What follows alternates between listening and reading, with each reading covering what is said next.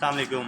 आजकल डेंगू बहुत तेज़ी से फैल रहा है और इसी यकम से लेके अब तक हेल्थ कमीशन की तरफ से 3 मीटिंग्स हो चुकी हैं कि इसको कंट्रोल किया जाए जितना जल्दी हो सके। तो सबसे पहले ये कि डेंगू का जो लार्वा होता है, जो इसके अंडे होते हैं, बच्चे होते हैं, ये कौन कौन सी जगहों पे हो सकते हैं, हमने उस चीज़ का ख्याल रखना है। तो आपके घर में या छत के ऊपर या कहीं पे भी थोड़ा सा भी पानी खड़ा होगा तो उसके अंदर इसका लार्वा ग्रो कर सकते हैं, इसके बच्चे पैदाइश हो सकती है वहाँ पे।